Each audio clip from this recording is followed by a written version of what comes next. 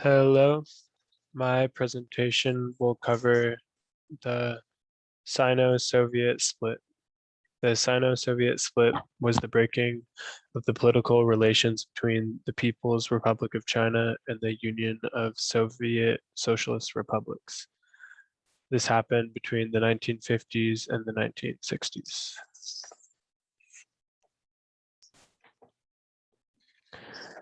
The Treaty of Friendship. In the 1950s, Mao and Stalin safeguarded the national interests of China and the Soviet Union with the Treaty of Friendship, Alliance, and Mutual Assistance.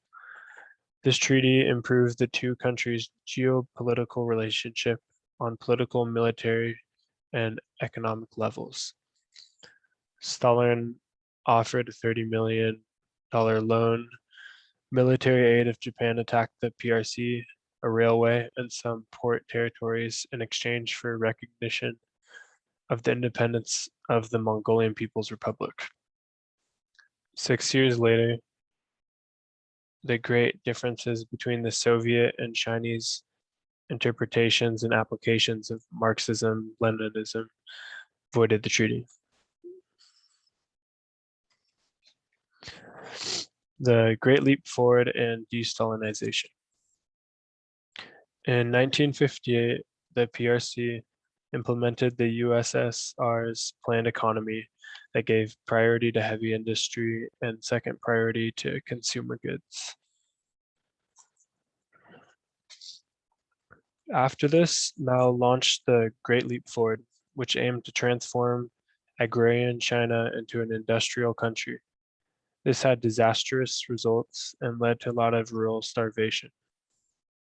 In 1956, Sino-Soviet relations began deteriorating as Khrushchev's de-Stalinization of the USSR began. Khrushchev gave a speech called On the Cult of Personality and Its Consequences. This speech criticized Stalin as well as Stalin's Great Purge. It criticized Stalinism, the Communist Party, and the Soviet Union as well. The Communist Party of the Soviet Union, their ideological orientation changed from Stalin's confrontation of the West to Khrushchev's coexistence with it. China's denouncing of USSR's de-Stalinization. The USSR's de-Stalinization posed problems for Mao, who had emulated Stalin's style of leadership and practical application of Marxism-Leninism. After the Hungarian Revolution in 1956, the Chinese Communist Party denounces USSR's de-Stalinization and reaffirms that Stalinist ideology, policies, and practices were the best course for achieving socialism in China. This began to fracture the Western misperception of monolithic communism, which was the idea that there was absolute ideological unity in the Eastern Bloc. The 1958 Sino-Soviet meeting in Beijing.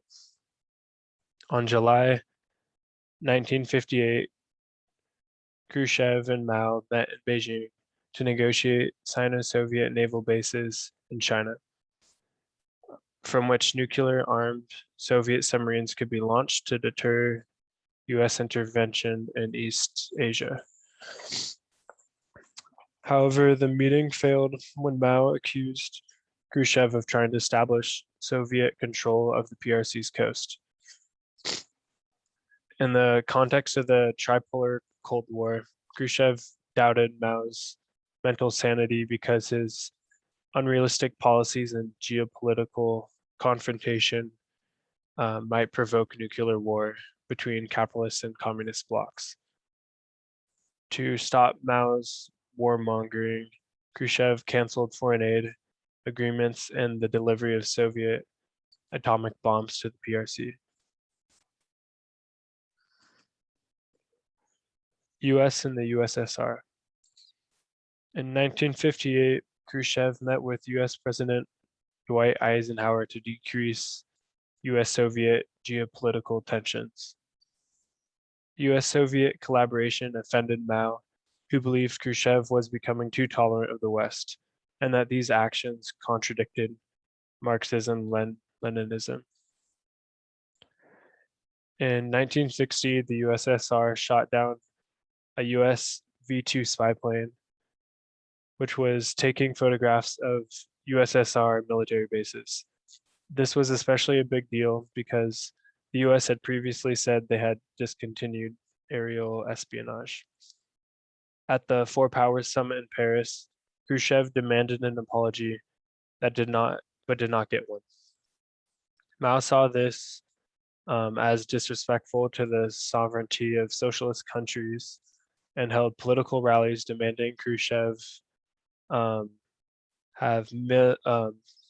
demanding Khrushchev military to confront the US. However, this never happened. Further Sino-Soviet conflict. In the 1960s, at the Romanian Communist Party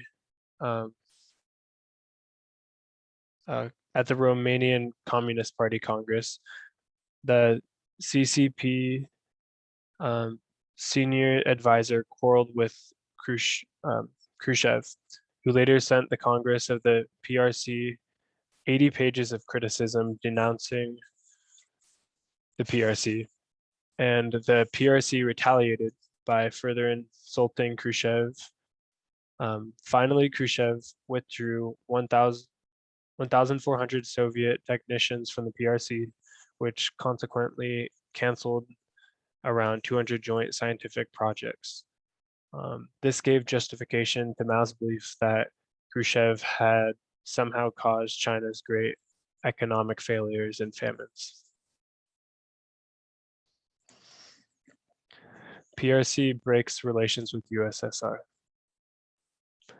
At the 22nd Congress of the CPSU, the PRC and the USSR revisited their doctrinal disputes over orthodox interpretation of Marxism-Leninism.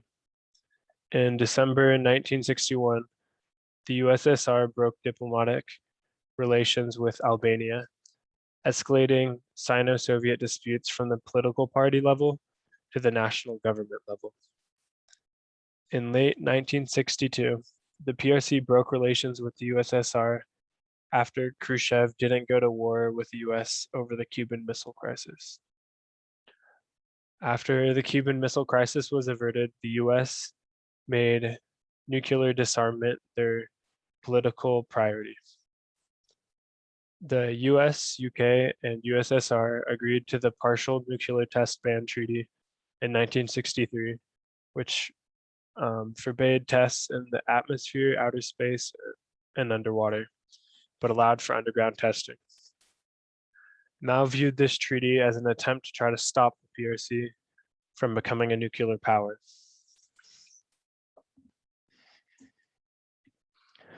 Sino-Soviet border dispute. In the late 1960s, further disputes between the CCP and the CPSU over interpretations of Marxism-Leninism led to small-scale warfare at the Sino-Soviet border. In 1969, the border confrontations escalated and there was some fighting.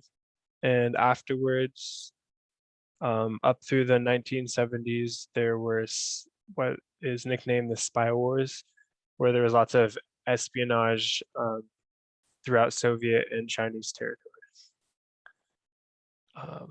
And in October 1969, after there was a secret meeting held in Beijing between Premier Kosygin and Premier Zhao and Lai, and it restored Sino-Soviet diplomatic communications. These are my sources. Thank you.